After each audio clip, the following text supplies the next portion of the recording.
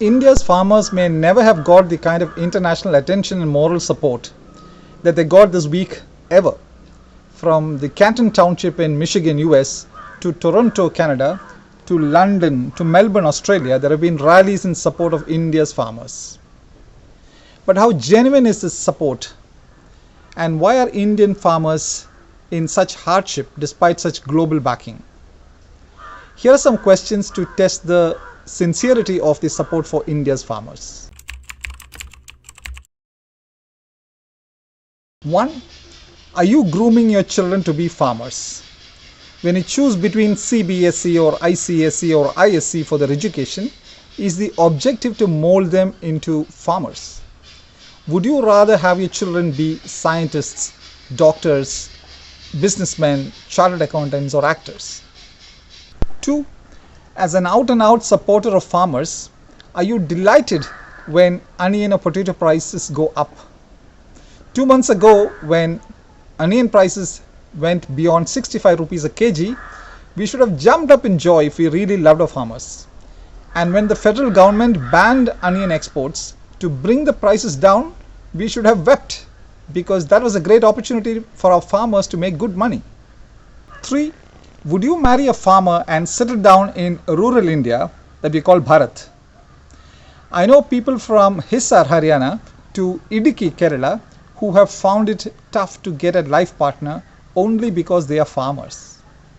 The Catholic Church publication Darshakan reported in 2015 that there were at least 4,000 young men remaining single in Idiki district alone in its parishes only because girls wouldn't marry a farmer.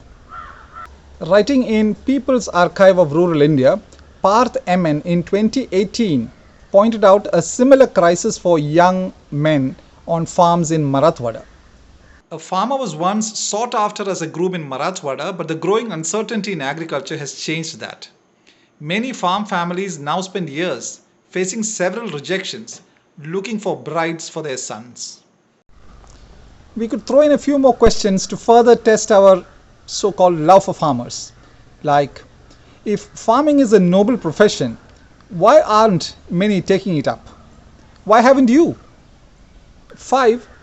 Are you really happy and joyful when you see the state governments and the federal government writing off farmers' loans but doesn't write off your loans?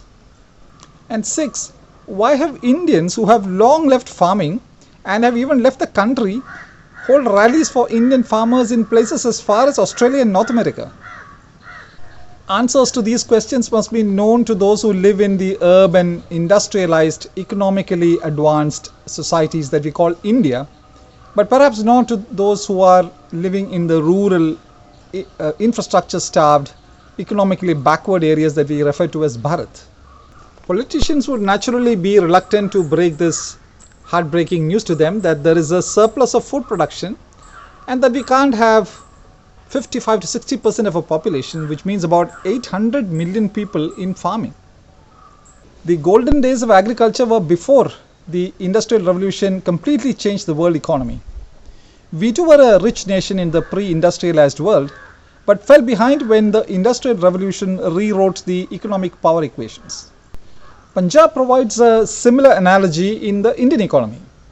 In the peak days of the Green Revolution, farming leader Punjab was also an economic leader. But when technology rewrote economics, places like Bathinda or Barnala fell far behind tech cities like a Bangalore or a Mysore. As industry and services began to define prosperity, those stuck in agriculture fell behind in every way. A study by Niti Aayog in 2017 showed that in the 1980s, those who were on the farms earned only 34% of the earnings of those in non-farm jobs. And from those days, farmers' incomes have only declined. And that same study showed that as much as 45.3% of farm families in Jharkhand lived in poverty. Unfortunately, we keep our farmers believing that good days are just around the corner. On February 28, 2016, the Prime Minister announced in Bareilly, Uttar Pradesh, that the government wanted to see farmers' incomes double by 2022. Why 2022? Well, that happens to be a milestone year, 75 years since independence. It's nearly 5 years since that announcement in Bareilly, and forget doubling farmers' incomes, perhaps farmers' incomes have dwindled since then. Millions of urban residents also mislead farmers in certain ways by telling them that farming is a noble profession and therefore they should stick to it. And they are sold emotional lines like, you can't take a printout of food grains from Google and eat it. Farmers must be told that 1. The glory days of the sector are behind it. 2.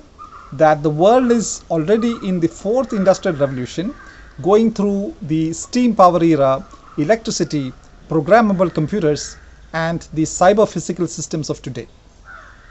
And 3, that food for the future is unlikely to be coming from the 20th century grain fields of Punjab, Haryana or Uttar Pradesh, but more likely from a massive vertical farm like this one in Copenhagen, Denmark, which runs on wind energy and which could be situated in a city.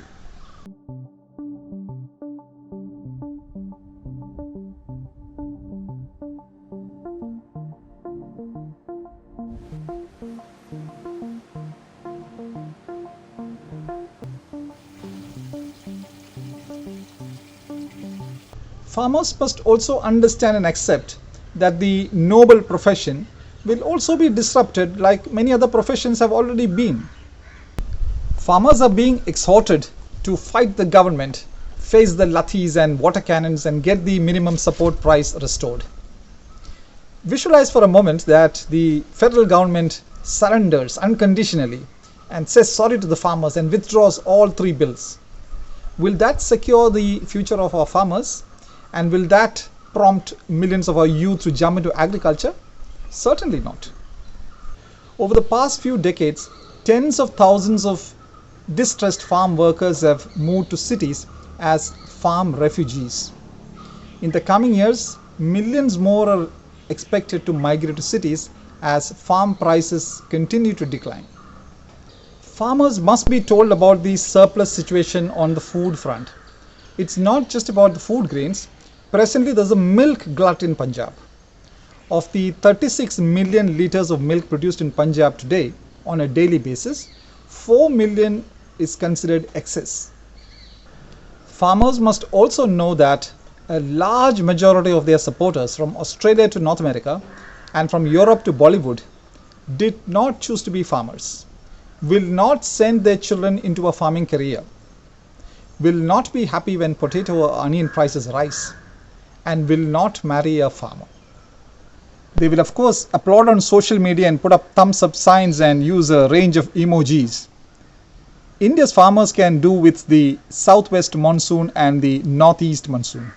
They don't need crocodile tears. Thank you.